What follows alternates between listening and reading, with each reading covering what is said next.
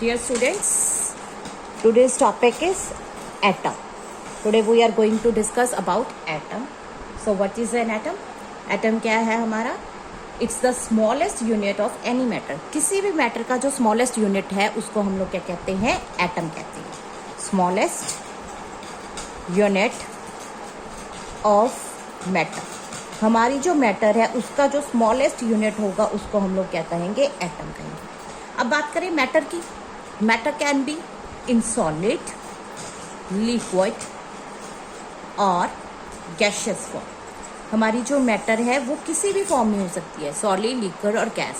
और आज हम बात करें तो हमारे पास फोर्थ स्टेट ऑफ मैटर भी प्रेजेंट है एंड दैट इज प्लाज्मा.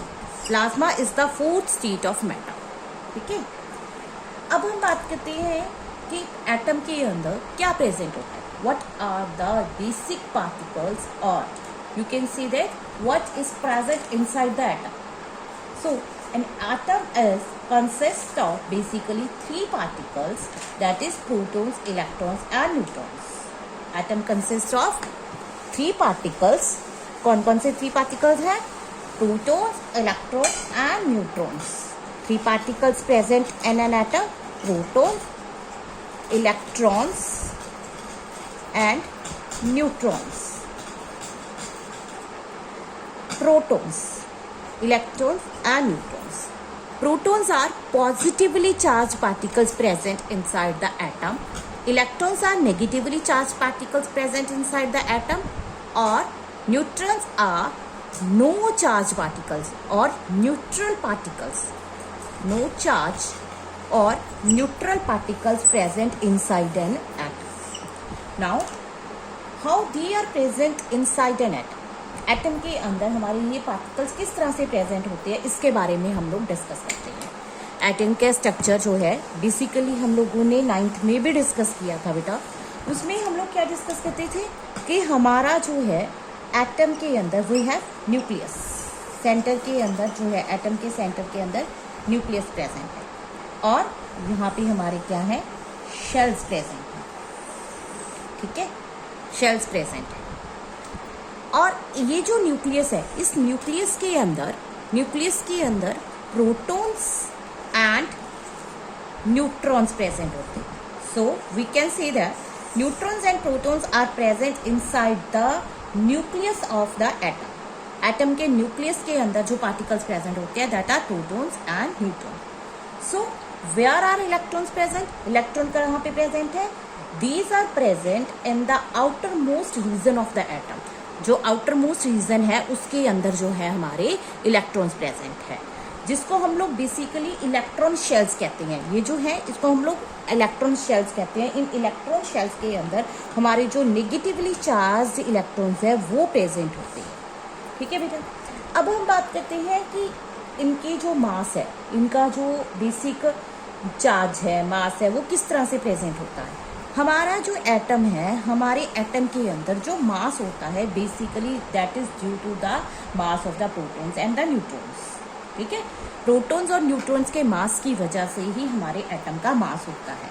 तो बात करें कि हमारे जो प्रोटॉन्स है, प्रोटॉन्स उसका मास क्या होता है. एक प्रोटॉन के अगर हम मास की बात करें तो एक प्रोटॉन का मास होता है 1.67 इंटू 10⁻⁻24 ग्राम्स.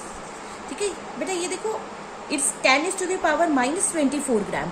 ये जो मास होता है ये बहुत कम होता है. ठीक है.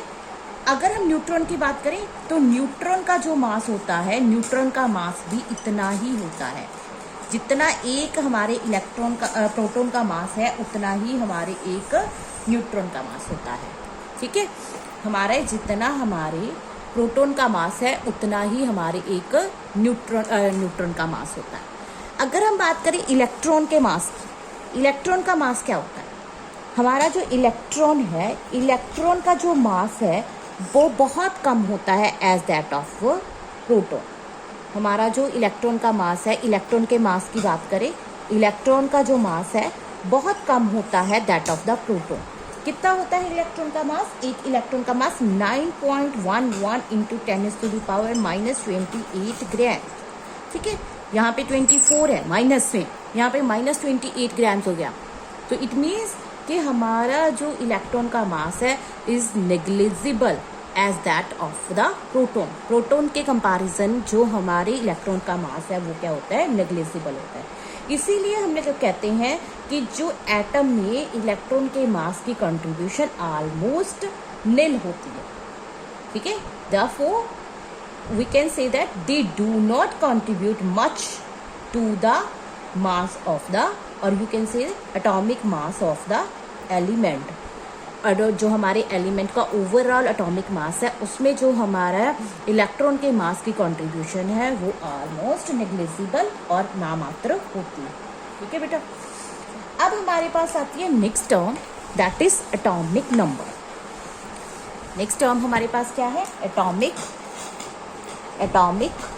नंबर। एटॉमिक नंबर की बात करते हैं बेटा। एटॉमिक नंबर क्या है हमारे पास, the atomic number is the number of present in an element. एक एलिमेंट के अंदर जितने नंबर ऑफ प्रोटॉन्स प्रेजेंट होते हैं, एक एलिमेंट के अंदर जितने नंबर ऑफ प्रोटॉन्स होते हैं उसको हम लोग कहते हैं इट्स एटॉमिक नंबर, वो उसका एटॉमिक नंबर कहलाता है।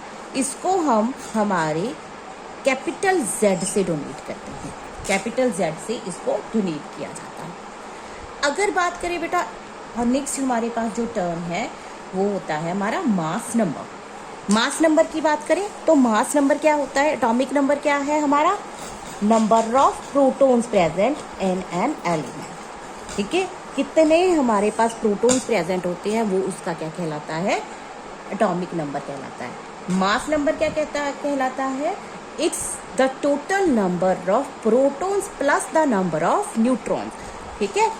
प्रोटॉन्स के साथ जब हम न्यूट्रॉन्स के नंबर को टोटल करते हैं, प्रोटॉन्स के साथ जब हम न्यूट्रॉन के नंबर को टोटल करते हैं तो वो हमारा बन जाता है mass number. It is donated by a capital letter E, ठीक है। मास नंबर को हम A से डोनेट करते हैं, ठीक है बेटा। नेक्स्ट टर्म हमारे पास है आइसोटॉप्स। आइसोटॉप्स आप लोगों ने बहुत बार सबने पूछा कि मैम आइसोटॉप्स क्या होते हैं, आइसोबार्स क्या होते हैं, इसीलिए आज हम लोग इनके बारे में भी डिस्कस करेंगे। आज हमारी टर्मिनोलॉजीज की क्लास है ना, तो हम लोग इन सारी चीज़ों को डिस्कस करेंगे। बेटा आइसोटॉप्स क्या होते हैं, ये एक ही एलिमेंट की various forms, these are the various forms of an element. एक ही एलिमेंट की अलग अलग फॉर्म्स हैं, उनको हम लोग कहते हैं आइसोटॉप। फिर आइसोटॉप्स कैसे बने, various forms of an element that have same number of protons but different number of neutrons. जिनके पास क्या है, प्रोटॉन का नंबर तो सेम है, ठीक है, बट उनके पास न्यूट्रॉन का नंबर डिफरेंट है, जिसकी वजह से अगर हम इनकी डेफिनेशन सिंप्लीफाई करें तो हम क्या कहेंगे, जैसे ऊपर हम लोगों ने डिस्कस किया, these are the various forms of an element that have same atomic number but different mass number. इनके पास बेटा क्या होता है, same atomic number. Atomic number क्या है, सेम, ठीक है, बट जो मास है, mass number is different. Mass number क्या होता है, डिफरेंट होता है। एटॉमिक नंबर क्या होता है, सेम होता है आइसोटॉप्स में। अब अगर एटॉमिक नंबर सेम है, एटॉमिक नंबर सेम होने का मतलब क्या है कि इनमें नंबर ऑफ एटम जो प्रोटॉन्स है वो सेम है और नंबर ऑफ न्यूट्रॉन्स वो है डिफरेंट। एग्जाम्पल की बात करें, एग्जाम्पल हाइड्रोजन। हाइड्रोजन जो होता है ये वेरियस फॉर्म्स में एग्जिस्ट करता है, जिसमें हमारे पास क्या होता है, हाइड्रोजन, ठीक है, जिसका एक हमारे पास क्या है, जिसका मास नंबर भी क्या है, 1। दूसरा हमारे पास हाइड्रोजन प्रेजेंट है जिसका मास नंबर 2 है पर एटॉमिक नंबर सेम 1 है। और थर्ड हमारे पास है 3 और 1, ठीक है। ये 3 फॉर्म्स होगी ना। एक हाइड्रोजन ऐसा है जिसका मास नंबर 1 है, दूसरे का 2, तीसरे का 3। अगर हम इनके एटॉमिक नंबर की बात करें, एटॉमिक नंबर इन सब का क्या है, सेम। कितना है एटॉमिक नंबर इन तीनों का, 1। एटॉमिक नंबर क्या है, 1। इनके तीनों के हर आइसोटोप में नहीं होता, पर हाइड्रोजन के जो आइसोटोप है, हाइड्रोजन के केस में हमने तीनों आइसोटोप्स को अलग अलग नाम दिए हैं। जो एक वाला है जिसका एटॉमिक नंबर 1 है उसको हम प्रोटियम कहते हैं, प्रोटियम। और जिसका मास नंबर 2 है, atomic number 1 again, mass number 2, उसको हम कहते हैं ड्यूटीरियम। थर्ड 3 वाले को हम कहते हैं ट्रीटियम। 3 वाले को क्या कहा जाता है? ट्रीटियम। ठीक है बेटा। Next we have isobars. Next terms मेरे पास क्या है? आइसोबार्स। थर्ड नेक्स्ट मेरे पास है आइसोबार्स। आइसोबार्स। अब आइसोबार्स क्या है? Isobars are atoms which possesses same atomic masses but different atomic number। ये ओपोजिट है आइसोटॉप से। आइसोटॉप से ओपोजिट है। इसमें क्या होता है? Same mass number. ठीक है, मास नंबर सेम है बट डिफरेंट क्या है इसके अंदर? Different atomic number. Atomic number different है और मास नंबर क्या है उनका? सेम है। क्या इसकी एग्जांपल देखो बेटा, क्या आएगी? कैल्शियम है ना। कैल्शियम की अगर हम बात करें, कैल्शियम का मास क्या होता है? 40 होता है। ऐसे ही हमारे पास जो पोटाशियम है, पोटाशियम का भी मास क्या है? 40 है। इसके अगर एटॉमिक नंबर की बात करें, इसका एटॉमिक नंबर 20 है और इसका एटॉमिक नंबर 19 है। अगर आपने देखा हो पीरियोडिक टेबल तो 90 पहले आपका क्या आता है? पोटाशियम आता है। ठीक है, फिर आपका क्या आता है? कैल्शियम आता है। ठीक है, इस तरह से इनमें देखो, ये जो इसका मास नंबर है सेम है पर इनमें जो एटॉमिक नंबर है वो डिफरेंट है। ऐसे एलिमेंट्स, ऐसे एटम, ये एक एलिमेंट की फॉर्म नहीं है, एक एटम की फॉर्म नहीं है, ये एटम्स या फिर एलिमेंट्स ही डिफरेंट है। ये कैल्शियम है और ये वो पोटाशियम है। जो हम आइसोटॉप्स की बात करते थे, आइसोटॉप्स के अंदर बेटा क्या था कि वो एक ही एलिमेंट की अलग अलग फॉर्म्स थी। पर जो हमारे आइसोबार्स हैं वो डिफरेंट एटम्स हैं, डिफरेंट एलिमेंट्स हैं। बाय चांस उनमें क्या है हमारे पास, उनका जो मास नंबर है वो सेम हो गया। ठीक है, एटॉमिक नंबर वेरी करने से, एटॉमिक नंबर डिफरेंट होने से इनके अंदर क्या होता है? ये हमारा जो है अलग अलग एलिमेंट्स बन जाते हैं, अलग अलग एटम्स बन जाते हैं। ठीक है बेटा। नेक्स्ट टर्म मेरे पास है आइसोटोन्स। आइसोटोन्स की बात करते हैं बेटा। आइसोटोन्स क्या है? Atoms having same number of neutron.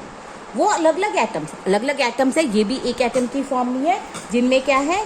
Same number of क्या प्रेजेंट होते हैं? न्यूट्रॉन्स। जिनमें न्यूट्रॉन्स का नंबर सेम है उनको हम लोग क्या कहते हैं? आइसोटोन्स कहते हैं। इसमें एग्जांपल देखो, इसमें बहुत समझने की जरूरत है। हमारे पास कार्बन 14 है। कार्बन जनरली जो आपको दिखता है कार्बन, दैट इज कार्बन 12, पर कार्बन का एक आइसोटॉप होता है कार्बन 14। दूसरा हमारे पास इसकी एग्जांपल जो है ऑक्सीजन। ऑक्सीजन 16 होता है, 8। अब बेटा देखो, अगर नंबर ऑफ न्यूट्रॉन्स कैलकुलेट करने हो कार्बन के अंदर, आप लोग अगर याद करो तो हमारे पास क्या होता है? एटॉमिक नंबर क्या होता है? Number of protons. यहाँ पे हम लोगों ने एटॉमिक नंबर लिखा ना, that is the number of protons. और ये क्या है? Mass number, which is equal to the number of protons plus number of neutrons.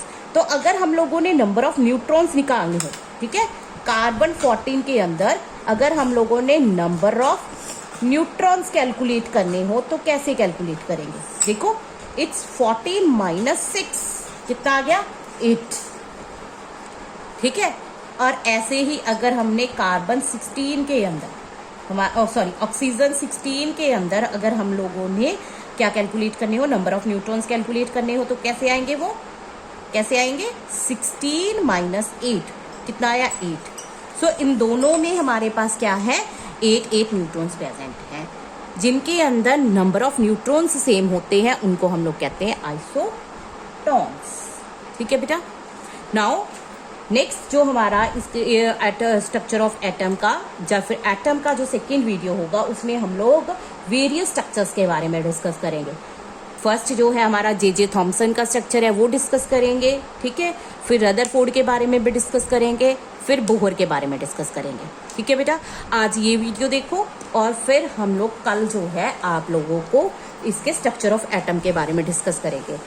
Video finish करने से पहले बेटा आप लोगों को ये चीज़ याद रखना कि हमारा जो है कैपिटल ए से एटॉमिक नंबर को, एटॉमिक मास को डोनेट करते हैं कैपिटल ए से।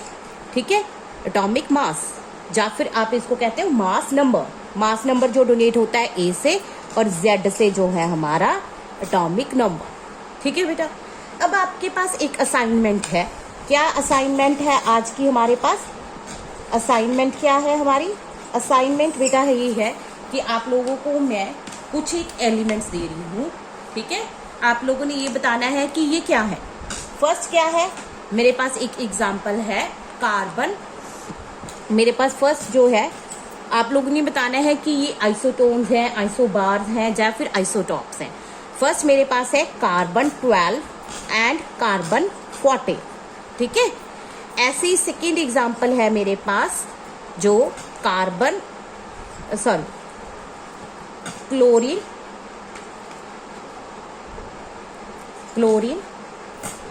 35 एंड क्लोरीन 37। इन दोनों एग्जाम्पल्स के अंदर आप लोगों को रिलेशन फाइंड आउट करना है, ठीक है बेटा? इन दोनों एग्जाम्पल्स के अंदर आप लोगों ने रिलेशन फाइंड आउट करना है। इन्हीं दोनों एग्जाम्पल्स को लेकर आप लोगों ने क्या करना है? आप लोगों ने पहली बात तो आप अपनी बुक्स खोलोगे। मैंने जानबूझकर यहाँ पे इनके एटॉमिक नंबर नहीं मेंशन किए, एटॉमिक नंबर नहीं यहाँ पे मेंशन किए। एटॉमिक नंबर आप लोगों ने खुद फाइंड आउट करने, ठीक है? सो दैट कि जब आप रिलेशन फाइंड आउट करोगे तो आपको पता हो कि ये क्या है, ठीक है? और बेटा सेकेंड, आप लोगों ने इसी एग्जाम्पल के अंदर नंबर ऑफ न्यूट्रॉन्स कैलकुलेट करके बताने हैं। नंबर ऑफ न्यूट्रॉन्स कैलकुलेट करके बताने हैं आप लोगों ने। कल जब आपकी क्लास होगी तो आप लोगों को ये सारी चीजें पता हो। Okay, see you tomorrow. Thank you.